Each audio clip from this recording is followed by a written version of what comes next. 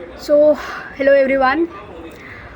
I came up with a new idea and with a new thought. I don't know if you will like it or not, but I liked it a lot. That's why I'm just making this video. So, what we will do yesterday, let me tell you why I want to do this. Okay, so yesterday I was scrolling Instagram, like tick tick tick tick tick tick tick. So, suddenly my whole Instagram page was filled with the post with written lines, like one liner, two liners, which is affecting our emotions also, and sometimes it makes us feel nostalgia, sometimes it's sad, sometimes it's healing, sometimes it's memories that we are having in our mind, and it came up with that post. So I'm thinking to start a new playlist where I will be scrolling Instagram and randomly I will pick up a post.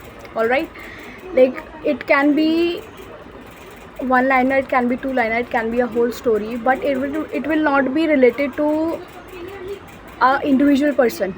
Like we will only talk about the post where there is written something without any person, है ना? क्योंकि कई बार होता है ना कि मैं अगर किसी का चेहरा आ जाए या कुछ और, मतलब कि ना इंडिविजुअल पर्सन का कोई पेज हो, तो उस पर हम नहीं जाएंगे, बट कोई नॉर्मल एक लाइन की पोस्ट होगी, या फिर जैसे पहले इंस्टाग्राम पे चलता था, पहले लोग फेस इतना नहीं दिखाते थे या खुद की वीडियोस इतनी पोस्ट नहीं करते थे, तो वन लाइनर जैसे कि शायरी होती है या फिर कोई भी बहुत दुख भरी कहानी होती है, या एक लाइन भी बहुत होती है अगर आप कई बार कुछ इमोशनल फील करा जाती है, समटाइम भी वो सीधा पंच मार के चली जाती है वो एक लाइन, जैसे गाने के लिरिक्स भी होते हैं।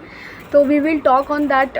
तो मैं उसमें से कोई एक पोस्ट सेलेक्ट करूँगी, फिर हम उसके बारे में, मैं अपने बारे में बताऊँगी कि क्या मेरे दिमाग में क्या चल रहा है उस चीज़ को लेकर, और फिर मैं जानना चाहूँगी कि आपके दिमाग में क्या है और आप क्या सोचते हैं उस चीज़ के बारे में। आप कमेंट करके बता सकते हैं। हो सकता है किसी की कोई बहुत ही ज़्यादा मेमोरेबल मेमोरी हो उस चीज़ से रिलेटेड, या फिर जब जैसे ही मैंने वो सेंटेंस बोला किसी को वो चीज़ किसी और तरीके से हिट कर गई।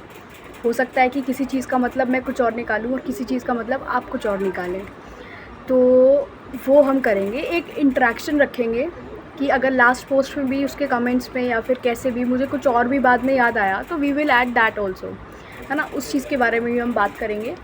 तो ये मैंने सोचा है, थोड़ा इंटरेक्टिव थोड़ा वे हो जाएगा, क्योंकि just posting about my self only on my channel, I think that it's yours also. हो सकता है आपकी जर्नी भी कुछ ऐसी हो, तो हम साथ में मिलकर काम कर सकते हैं।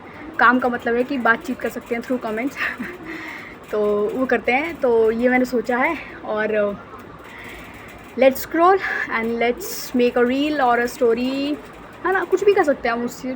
इट्स जस्ट एन, जैसे वो नहीं होता OTA होता है ना शायद, open text book assessment, something like that. We will do something like that. We will scroll, we will think, we will talk about that, we will comment, like, or whatever we want to do, and we can make a story also. We can think, we can explain different perspective of different people on that same sentence also. So we will do that. Okay, तब तक के लिए मिलते हैं। मैं अपनी पहली post डालूँगी, पता नहीं, मतलब कभी भी रैंडमली, कोई फिक्स नहीं होगा उसका, वो रैंडमली कभी भी जब भी लगेगा कि चलो रिकॉर्ड कर लेते हैं तो वो रिकॉर्ड करूँगी मैं। उसमें ऐसा कोई स्पेसिफिकली कोई टाइम नहीं होगा। हो सकता है डेली भी हो जाएगा, मेरे पास लगता है कि रोज़ा आज मेरे पास कुछ नहीं है तो मैं वो कर लूँगी, ऐसा है ना? ऐसा नहीं है कि डेली डालनी है, क्योंकि मेरा ऑलरेडी जो मेरी 180 डेज़ की प्लेलिस्ट है वो चल रही है, उसमें भी काफ़ी टाइम चला जाता है। तो we will think about it and I will post it. Please stay tuned and like the content, subscribe the channel. Let's scroll and let's relate. ये अच्छा है।